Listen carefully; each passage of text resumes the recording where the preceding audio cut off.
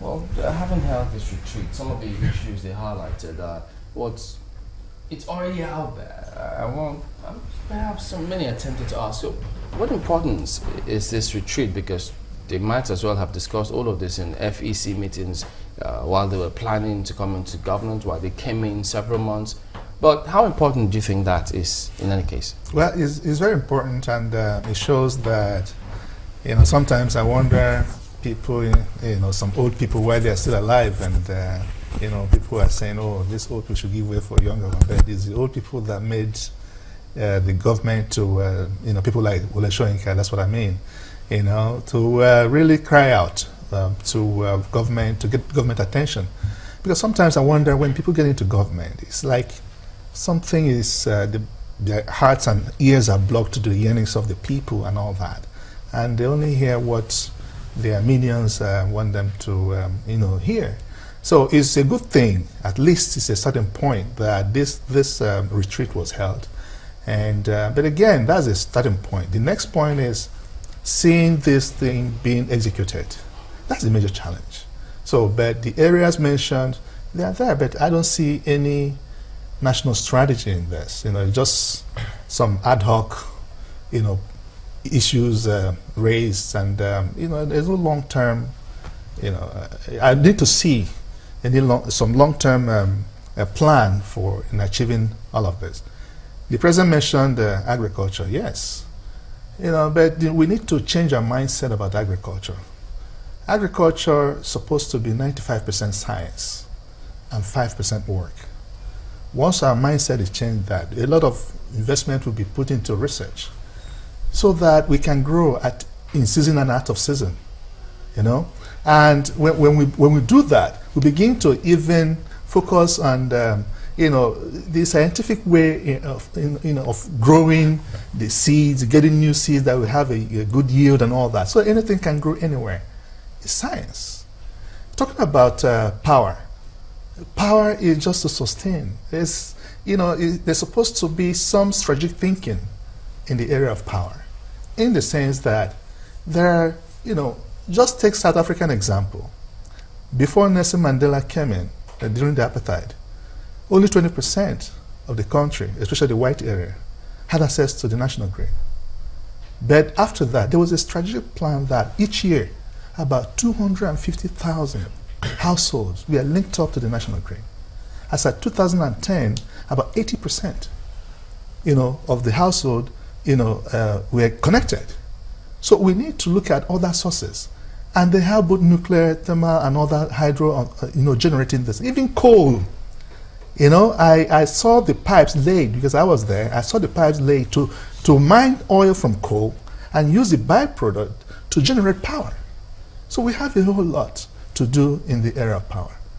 In the area of housing, is also important. All this things require science. Most of the things being used for for building and all, construction and all that, they're all imported.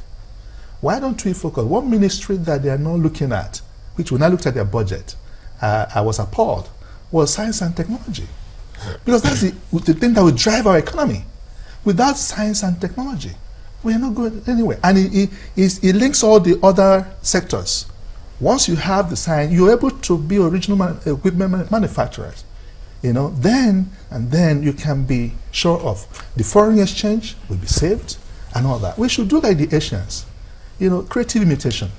Now you say that, that it's going to be, what you're not saying is long term. Some people will say that science and technology is supposed to be long term.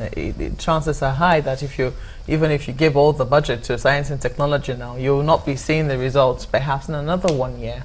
And some of the needs that need to be addressed currently, something that is short term, as it were. Investors are groaning, manufacturers are groaning, there's no electricity, petrol is short, and all that kind of complaint. So would you say that in some areas the short-term measures that they came up with, for instance, the 350 billion naira to be pumped into the economy, the plan that states will build houses, on a yearly basis, and the 2,000 megawatts they plan to add every year, what do you make of those plans? Yeah, they're good. When I say long-term, when you're talking about short-term, you have to have at the back of your mind a long-term, so that you middle term, long term, long term, middle term, and then short term. What should be the deliverables, the low hanging fruits? They're important. Okay, but again, I'm not seeing what is like what the focus is getting out of. Yes, which is good. But again, when you get out of that, what next? Do you think it is sufficient to even get out? That's the first question. 350 billion naira, for instance, in terms of where they want to pump it. Do you think that that will have any effect whatsoever? Of course, the government need to start spending so that people will. For instance, if any construction is going on, that's government intervention into the economy. If any construction is going on, it's good. And the contractors are being paid. It's a good That's thing. part of where the 350 billion will go. Yes, because if contractors are paid, it has a ripple effect on the economy.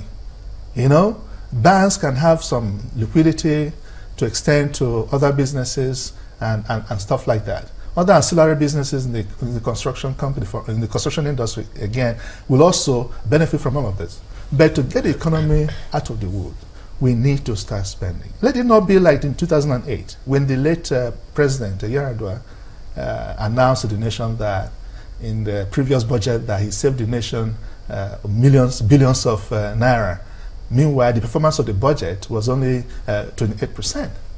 And you're saving money without, how can you save without investment? So these are some of the issues. Again, where are they going to put in this money? The 350 billion. That's another question. Is it in the area that will have a quick, impact on the economy, or areas that will be a longer term thing, or areas that will generate jobs for the people? Because people are groaning out there.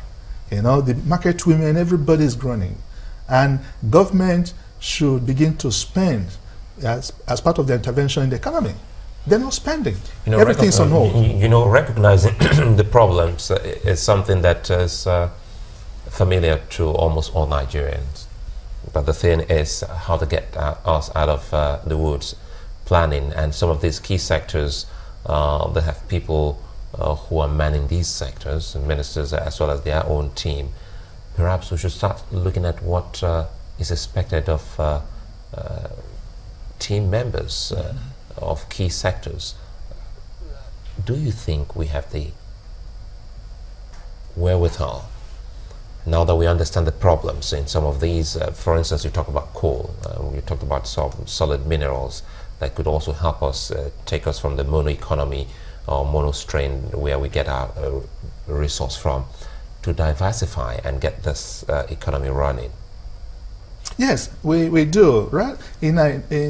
We should not just focus on diversifying the economy. We should also focus on decentralizing the economy.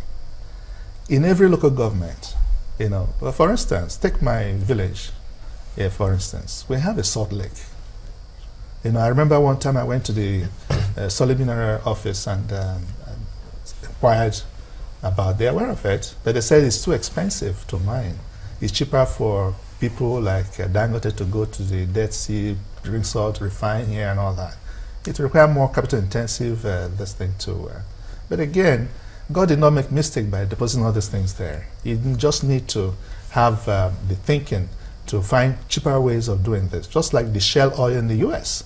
It took them years to come up with the technology that will make it cheaper for them to mine. And today, they're benefiting from it. So they need to invest in science and technology to be able to do some of this. We have. In every local government, I keep saying this, you can find one or two items, you can build a cluster of industries around, thereby decentralizing the economy, not just diversifying. You need to decentralize it. There are three major cities in Nigeria. Depends. Lagos, Abuja is government, and Port Harcourt are thereabout. So you find that we need to have more Lagos in different places, so that that way you're expanding your economy and all that. Let's connect it to manufacturing, because they've been groaning, as the president highlighted, and that's one key area that if we get right, you'll have a lot of things going for us. What do you see happening there now that they've drawn attention to it? Well, it's good, because in the 1980s, I think between 84, 89, or thereabout in the 80s, the contribution of manufacturing to the GDP was about 13-point-something%. But now, I'm not sure it's up to 4%. Which shows that we are deindustrializing rather. rather than industrializing. Manufacturing is key. And that's why if you focus on manufacturing, for instance, pay attention, you increase your output. Then in foreign exchange, once you increase your output, then the pressure on the foreign exchange will be, and Nigerians will begin to consume what we produce. Which is one of the key things that was also mentioned here. I mean, talking about self-sufficiency in tomato paste. I know that I chuckled a little when I heard that, but some people, it would seem that it's just been out there, and people are wondering why is it that we still need to import something as simple as tomato paste when tons of tomatoes go to waste every year, and now you're beginning to hear that we're going to be self-sufficient in it. No, because even before then, there were tomato paste companies. Yes. Before now, in the 80s and 90s. When we had used to also bring in paste from as far as China. Is government policy. Sometimes you find that government policy will favor imports rather than manufacturing. Okay? So, and you find that power has been a challenge to a lot of industries. So, and government policy, let me give you an example. Dunlop, they retooled all their machines to be able to produce tires that, bigger tires.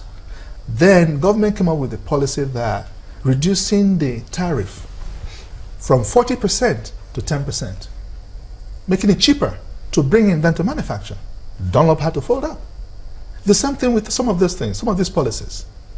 Government will use right hand to give you help and then use the left hand to take that help. So, in their policies, even when all of this are done, without the interest rate being friendly to manufacturing, we cannot expand the economy.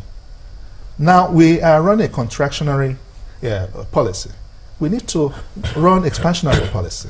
Now in time of this thing, knock down the interest rate as much as possible.